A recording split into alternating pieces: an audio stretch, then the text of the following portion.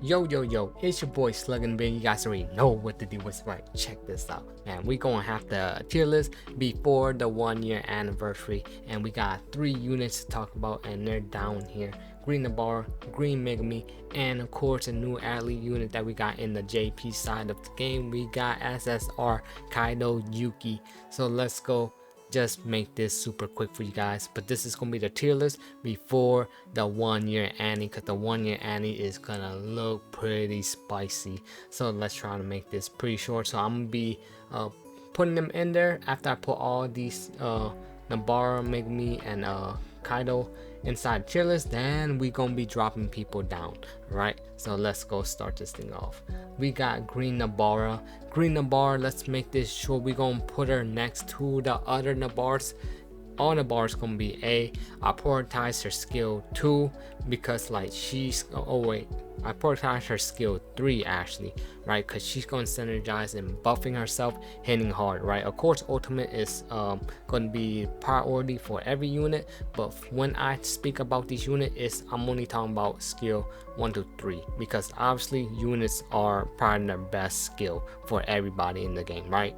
But skill 3 is very prioritized because she increased her own damage. She's one of the better when it comes to the other Nabara, but the problem with all these Nabara, they take a lot of setup, but at least this green one, the setup is actually more beneficial. If anything, she does deserve to be in the S tier, but I put her in the A tier because her setup, she need other debuffer to make her very valuable, but she definitely deserves, she stand apart from the other 2 Nabara because they do take setup, but they do early quick damage. But as you can see, like setting up for big damage are not really good in the game when it comes to late game. But this Nabara actually do survive a little bit. I would want to put her in S, but I'm just gonna leave her here with the A with the other 3. Sorry Nabara, it pains me to do this to you, but this green Nabara is really good.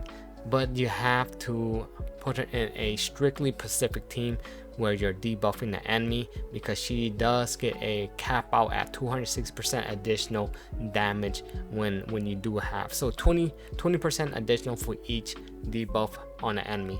No, this Nabara is crap. So skill 3 is going to be her priority, and of course her OT, right? Now next up we got Green Megame.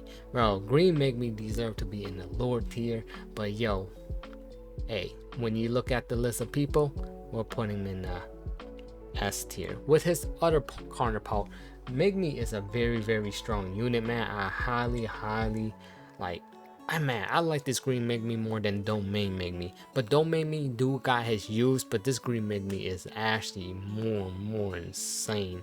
Like, the dude is consistent with the damage. I prioritize his skill 2 so he could send out the J Dogs. That's his most important thing about his whole kit, because the J Dogs get both J Dog, right? He get a white one and a black one, and they both get him 5 curse energy for his skill, like a decrease on the skill for each dog, so a maximum of 10 curse energy. It's like landing a black flash, right? But Megame style. This is a very good unit, man. He's so consistent with his damage. He get additional attack once he do things, but prioritize skill 2 just to get the dogs out, and you always want to have the dogs out, right? So then after that you start spamming up his skill 3.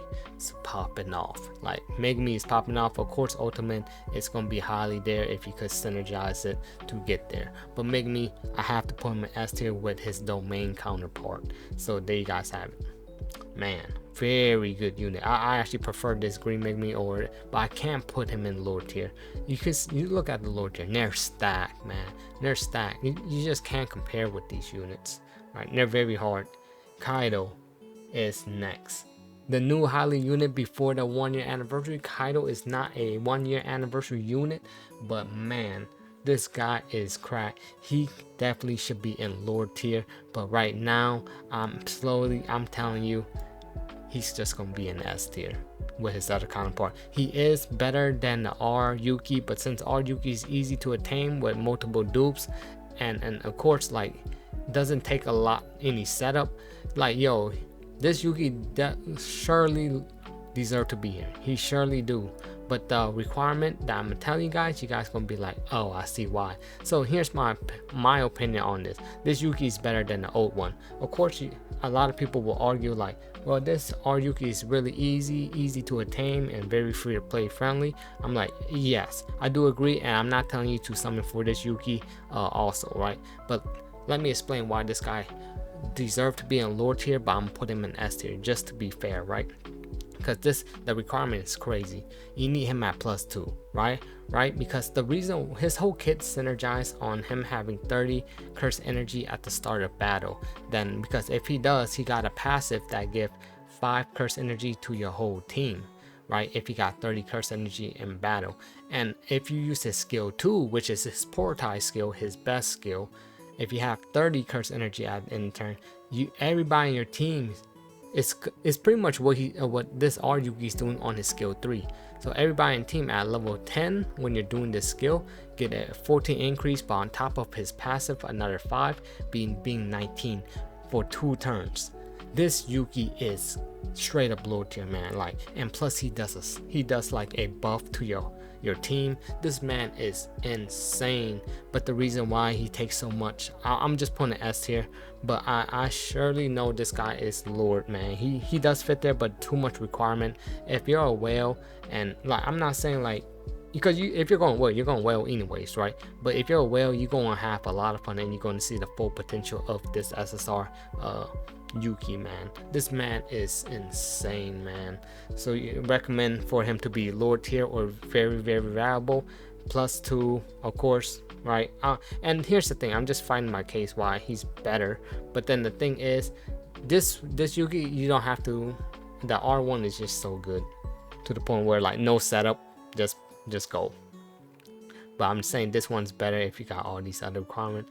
Yeah, so +2, then you're gonna need the the Junpei memory that we got inside the global version. That memory still very good. I highly recommend that. That memory is good, but at +3, then you want Inumaki over there with the Yuki, Megame, and Yuji memory. Yeah, so pretty much that's what I got for you guys. But of course, that's my case. He definitely do deserve to be in a lower tier, but I'm gonna stick him to S because like this Yugi just insane, man. The R Yugi, man, just so insane. But this guy deserves, man. But he gonna stay here. Enough for that, right? That's pretty much all. And of course, they pretty much do the same thing. But this guy, the only reason why he's not in the lower tier, I would say for SSR Yuki, and most people will agree, especially in the JP side of the game, right? Is because he is restricted of him having 30 curse energy at the start of battle for him to be someone like his R version. I get it because he's buffing too while he's doing that, which this Yuki doesn't do, which makes sense though. He's a rare character, and why this man is still the GOAT, the R version of himself, right? But man, this guy got so much potential in the future though. So just hold on to that. So then we're gonna put him there. Now we're at the end of the video. Guess what we're gonna do now? We're gonna be dropping some people down or even moving people up. So let's look at the list, right? Lower tier looking good, man. Nobody need to get dropped. Let's look at the S, right? Okay. Oh, I see somebody. First person up, we gonna have Yuji Itadori, the red one. He's dropping down into the A tier. He's from S to A because there's something that I see cooking later on. This because we gonna get another Yuji on a 1-year anniversary, and this is gonna knock this Yuji down.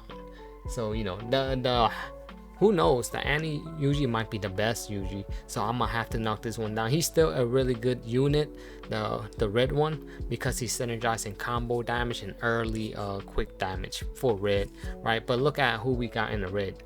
We got Yuta, Toji, Ban, ain't nobody touching them. So this red Yuji definitely don't have a spot or any shine anywhere inside the game. And of course we got this girl, but she's stunned Mai. She's really good.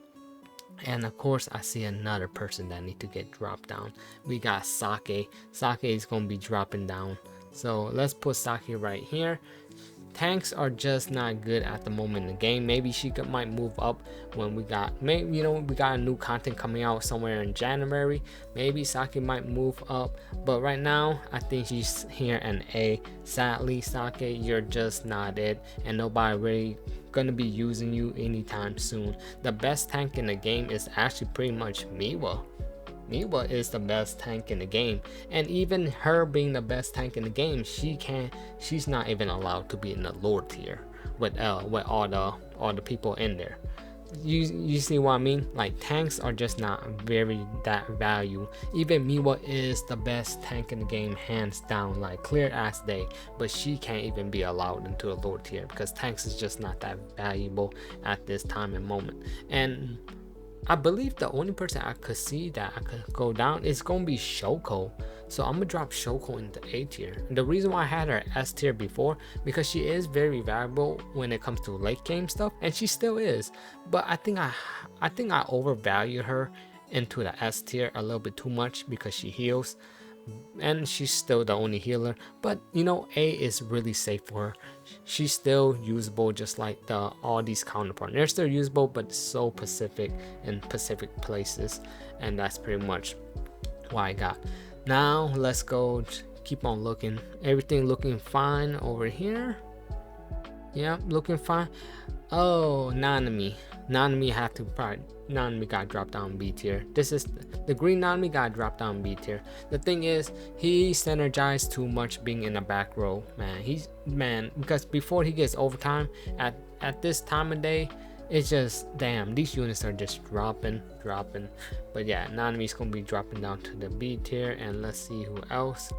Oh man, see, like, tanks are just not that valuable. It's crazy. They just going. So far, everything looks pretty good. Miwa's gonna go up over here from C to B, and Maki is fine. Like, the thing is, these units, oh man, they're just not it, you guys, man. But yeah, that's gonna be the end of the tier list. Yeah, and that's pretty much updated before the 1 year anniversary. I'm gonna be updating this more when we get part 1, part 2, and who knows who's gonna be part 3. You guys let me know in the comment section below how you guys think of this tier. Definitely like the video, subscribe to your boy if you haven't yet, and don't forget to hit the bell, man, because your boy be making his own tier list, and I have my own reason why they're in these tier lists. And yeah, let me know how you guys feel about it. But we out of here. 1